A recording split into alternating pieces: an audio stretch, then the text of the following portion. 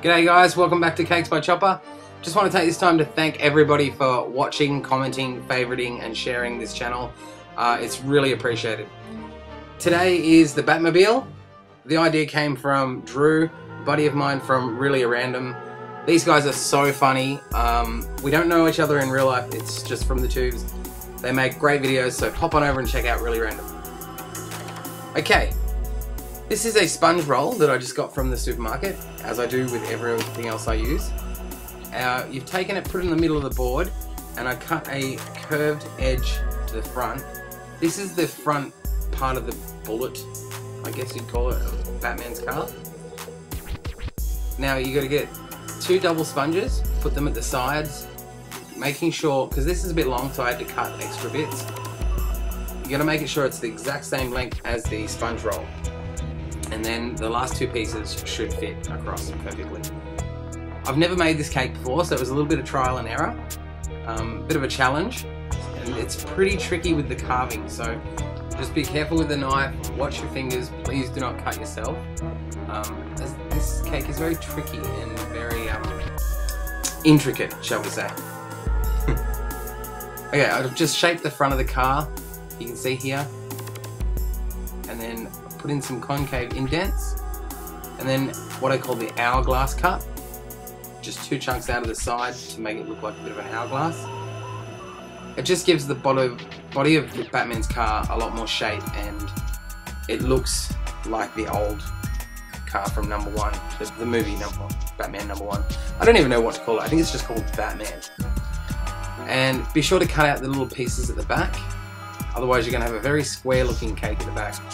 I also think that mine was a little too square, but you've got to remember, it is a cake, you're not going for exact realness. Well, I'm not. So, yeah, and not forgetting the extra pieces. Those little front pieces I cut, and I used the bits I cut off to build the ramp up to the wing. There's a lot of gap there, but you can just fill that with icing because no one will ever complain about too much icing. Be sure to butter your cakes and glue them together in all the pieces that you're joining. This is just a plain butter icing. I chose yellow because I think it's a really good contrast with the black when it's being cut. Then it's basically just constructing your cake back together, dirty icing it all over, ready for your top coat of the white icing.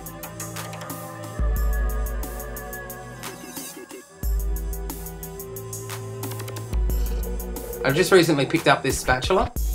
It was $6 from my local supermarket.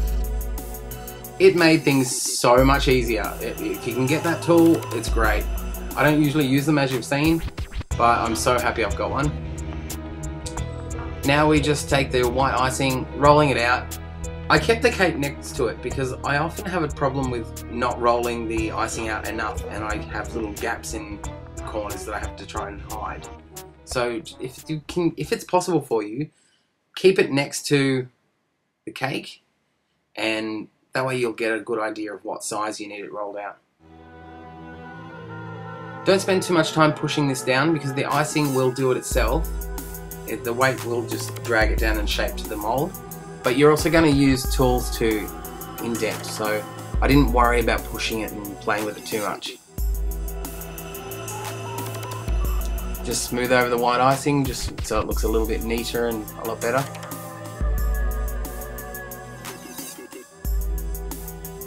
Now these are, I guess, detail tools, I'm not really sure. My mum bought them for me and sent them over. They make life a lot easier, I can tell you that, and they're fun to work with because I normally wouldn't put so much detail into a cake like this.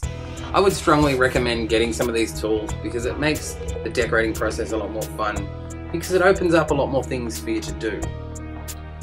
Now I've just went through and added in the details I thought were most important because I didn't want to overwork this cake too much. I mean, I could spend hours on it, but when you remember it's a kid's cake, they're just going to dig in. They don't necessarily need it to look perfect, so we're pretty happy with how it turned out. Just work through. These are the seams that I said not to push down too much because you'd be using the tools. As you can see, it's got this beautiful effect of just by putting the sharp line in, it looks like it's separate pieces. So have fun with it.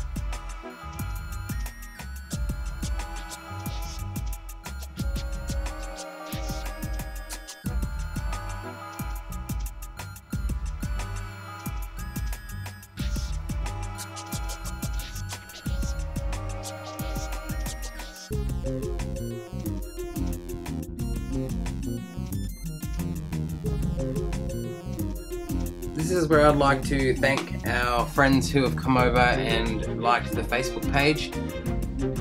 We've been getting a great response on there, and we've even had Renee already upload a photo of a cake that Spider-Man cake and use the paint on technique.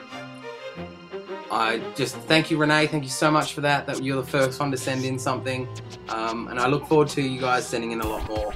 So cool. Now we're just going to cover the Batman cake with the black food dye.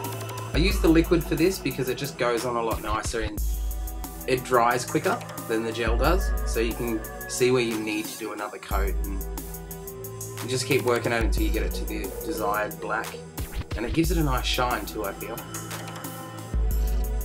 There we go. It takes a while. Be patient, stick with it.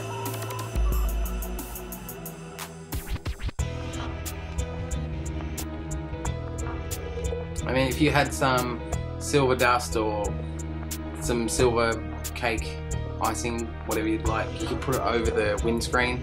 I think it looks cool in the black. Now just to clean up the bottom, I've gone through and piped little beads. I think that just finishes the cake off nicely. All in all, a very easy cake. The hardest part is the sculpting. If you have any questions or comments, just drop them below. Catch us on Facebook, and yeah, thanks again guys. Thank you so much for watching. If you got any ideas for a cake, pop on over to Facebook.